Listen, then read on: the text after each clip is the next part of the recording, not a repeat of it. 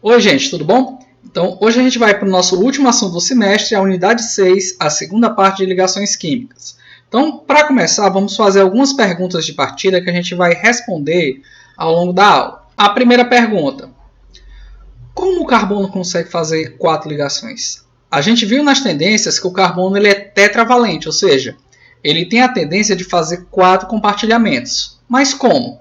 A teoria de ligação de valência ela não consegue explicar isso. Segundo questionamento: por que alguns átomos conseguem expandir o octeto? A gente viu que alguns não completavam e outros expandiam. Mas por quê? Depois, como descobrir a forma das moléculas a partir das estruturas de Lewis? E, por último, por que algumas substâncias dissolvem água e outras não? Então, tudo isso a gente vai ver nessa aula. Então, vamos começar fazendo uma breve revisão sobre a teoria da ligação de valência. Na teoria da ligação de valência, que é aquela que a gente mostrou por que o nitrogênio faz ligação tripla, por que o oxigênio faz ligação dupla, a gente explicou que para haver ligação é necessário que um orbital ele esteja semi-preenchido. O que significa isso? Esteja ocupado por apenas um elétron. Quando a gente olha para essa teoria e olha para a distribuição eletrônica do carbono, você vai ter que é 1s2, 2s2, 2p2. Ao fazer essa distribuição nos orbitais, a gente vai verificar que só tem 2 orbitais que estão semi-preenchidos. O que significaria? O carbono só poderia fazer 2 ligações. Mas, na verdade, a gente sabe que ele faz 4. Professor, como é que o carbono consegue formar aquelas 4 ligações dele? Vamos olhar aqui. Os orbitais eles têm um poder de se misturar. Esse processo de mistura dos orbitais é chamado de hibridação. Então, para se misturar, é necessário que os orbitais eles tenham energia próxima. Quem são esses orbitais que têm energia mais próxima? Os orbitais da camada de valência, que vai ser os orbitais 2p e os orbitais 2s. Durante essa mistura, o que acontece? Vai ter que ter uma conservação do número de orbitais. Então, antes da mistura, você teria 4 orbitais, sendo 1s e 3p, e depois da mistura você vai ter 4 orbitais também.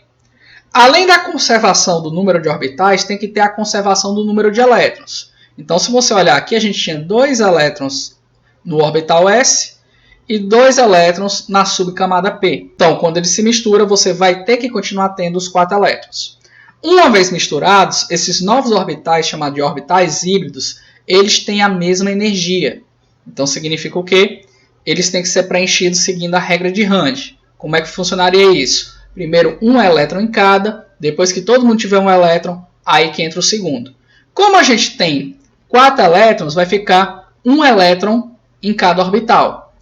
E com isso, o carbono ele vai conseguir fazer as 4 ligações. Professor, qual vai ser o nome desses orbitais? Uma vez que eles estão misturados, você não pode chamar, esse aqui é o orbital S, esse aqui é o orbital P.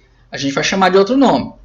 O nome do orbital híbrido ele vai ser a combinação dos orbitais que deram origem a ele. E você tem que mostrar também a quantidade. Então, no caso, como foi um orbital S e 3 orbitais P, cada um desses orbitais aqui, ele vai ser chamado de orbital sp3.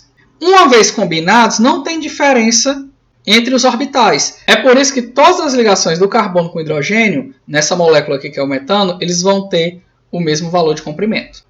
Professor, o carbono só consegue hibridizar sp3? Não, não obrigatoriamente. Ele pode hibridizar de forma diferente. Por exemplo, aqui você tem um exemplo que ele tem uma mistura de um orbital 2s com um orbital 2p. Durante essa mistura, o que vai acontecer? Você vai formar 2 orbitais híbridos e vai ter 2 orbitais puros. Quando você vai ter só uma mistura de 2 orbitais, então quem são esses orbitais que vai dar origem aqui? Vai ser um orbital s e um orbital p, portanto a hibridação vai ser sp. No segundo caso, a gente pode ter uma mistura de um orbital s e 2 orbitais p. Nesse caso, vai sobrar um orbital puro sem hibridizar e a gente vai ter 3 orbitais híbridos. Como esses orbitais híbridos eles são formados a partir de um orbital s e 2 orbitais p, esses orbitais eles vão ser chamados de orbitais sp2. Então, hibridação sp para o carbono, você tem um orbital s e um orbital p. Hibridação sp2, um orbital s, 2 orbitais p. Hibridação sp3, um orbital s e 3 orbitais p. Professor, se ele precisa fazer as 4 ligações, por que ele não hibridiza tudo? Esses orbitais que não hibridizam, normalmente eles vão ficar ou na forma de pares de elétron livre, ou eles vão ser utilizados para ligações π. Então, esses orbitais que não hibridizaram, provavelmente eles vão fazer ligação π, porque o carbono tem que fazer as 4 ligações dele. Professor, por que não vai hibridizar esses 2 orbitais? Porque para formar a ligação π, o orbital ele não pode estar híbrido. Então, nesse caso da hibridação sp, ele vai ter 2 ligações π, e no caso da sp2, ele vai ter uma ligação π e 3 ligações sigma. Tranquilos? Uma vez sabendo disso, fica fácil a gente determinar a hibridação do carbono. Como? Pelo número de ligações π que ele tem. Por exemplo, quando o carbono ele vai fazer as 4 ligações dele, a gente tem essas 4 possibilidades aqui para ele formar as ligações. Lembre-se que a ligação simples ela é sempre sigma, e no caso de ligações múltiplas, você tem uma sigma e as demais são π. Então você tem 4 ligações sigma. Nesse segundo caso, a gente vai ter 1, 2, 3 ligações sigma e uma π. No terceiro caso, a gente tem 2 ligações sigma e 2 ligações π.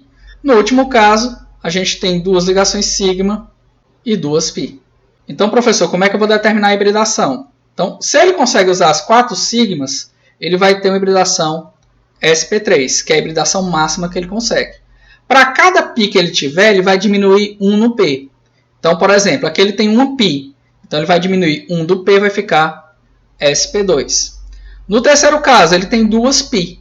Então, ele tinha sp3, se ele perder 2p, vai ficar com orbital com hibridação sp. Aqui também, mesmo caso, você vai ter 2 ligações sigma e 2 ligações π. Então, ele tem que tirar 2 orbitais π para fazer essa ligação π, portanto, a hibridação vai ficar somente sp. Tranquilos? Agora a gente vai começar a abordar o que a gente chama de arranjo eletrônico. Para entender o que é arranjo eletrônico, a gente precisa compreender o conceito de pares estereoativos. E o que são pares estereoativos? Eles são pares de elétron que vão influenciar na forma da molécula. Quem são esses pares estereoativos?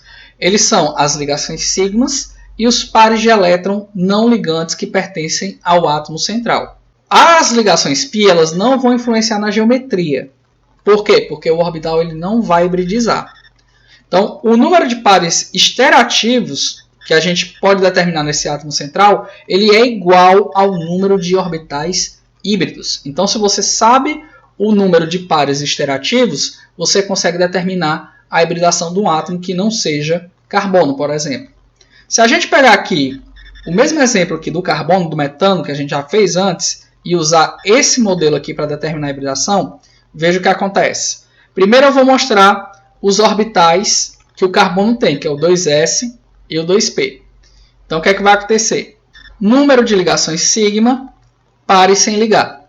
Vamos contar. Então, vai ficar 1, 2, 3, 4 ligações sigma. Pares sem ligar, 0. Total, 4.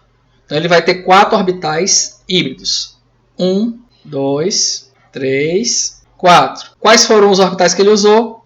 1 orbital s, 3 orbitais p. Então, a hibridação vai ser sp3. Até aqui, nenhuma novidade. A gente já tinha visto que o carbono, quando faz 4 ligações simples, é sp3. Agora, vamos ver outros átomos diferentes do carbono.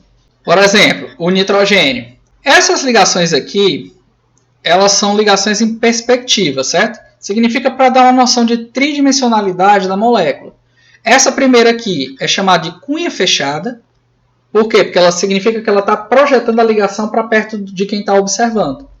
E a outra, a tracejada, ela já tem a noção oposta. Ela tem a noção de profundidade, ou seja, é uma ligação que está se afastando de quem está olhando. E a ligação normal, que é aquele tracinho, ele vai representar uma ligação que está no plano do papel ou da tela que você está olhando.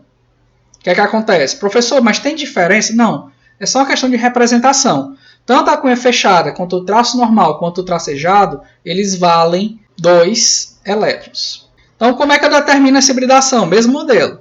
Ligações sigma, a gente tem 1, 2, 3. Pares sem ligar, no átomo central. Lembre que aqui são pares. Então, quantos pares tem aqui? Um par. Total de orbitais híbridos, 4. Então, quem são esses orbitais? Vai ser 1s e 3p. Então, a hibridação aqui também vai ser sp3. Beleza? Vamos agora para o outro exemplo, que é quando a gente faz com berílio. No caso do berílio, ligações sigma e pares sem ligar. Vamos fazer a conta. Ligações sigmas tem uma, duas. Então, você tem duas ligações sigma.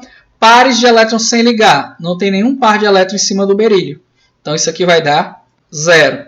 2 mais 0, 2. Então, vai ter dois orbitais híbridos. Quem são? Sempre começa do S. Então, vai ficar S. E você vai combinar com o P. Então, você só vai ter um orbital S e um orbital P. Portanto, a hibridação vai ser SP. Veja como é tranquilo a gente determinar essa hibridação. Vamos agora para átomos que conseguem expandir esse octeto. Coloquei agora os pares de elétrons que estavam faltando na estrutura de Lewis. Lembre-se sempre que a estrutura de Lewis tem que ter todos os elétrons de valência. Se não tiver todos os elétrons de valência, a estrutura está incorreta. Então, vamos começar aqui pela molécula do PF5. Então, ligações sigma que o fósforo está fazendo. Ele vai ter o quê? 1, 2, 3, 4 e 5. 5 ligações sigma. Pares sem ligar no átomo central. Se você observar, a estrutura está cheia de pares, mas no átomo central não tem nenhuma. Então, vai ficar 0. 5 com 0 é 5. Então, você vai ter 5 orbitais híbridos. Como é que vai ficar isso daqui? Vai ficar 1, 2, 3, 4, 5. Então, ele vai estar utilizando um orbital S, 3 orbitais P e um orbital D. Então, a hibridação dele vai ser sp3d. Professor, para expandir o octeto, o que é necessário? É necessário que o átomo central ele tenha orbitais D. Se não tiver, não pode expandir o octeto. Tranquilos? Vamos ver agora o último exemplo, que é o SF6. Enxofre. Número de ligações sigma. Ele vai ter 1, 2, 3, 4, 5, 6. 6 ligações sigma. E vai ter nenhum par sem ligar no átomo central, que é o enxofre. Então, o total de orbitais híbridos vai ser 6. Se eu refizer essas contas, aqui já está marcado 5, que é do exemplo anterior. Para 6, basta eu marcar mais 1. Então, a hibridação do enxofre ela vai ser feita por um orbital S, 3 orbitais P e 2 orbitais D. Então, a hibridação vai ser sp3d2. Novamente, expandir o octeto. Se você reparar, tem 6 ligações no enxofre. 6 ligações são 12 elétrons. Como é que ele consegue? Utilizando orbitais D. Algumas observações sobre a expansão do octeto. Primeira, são necessários os orbitais D para expandir.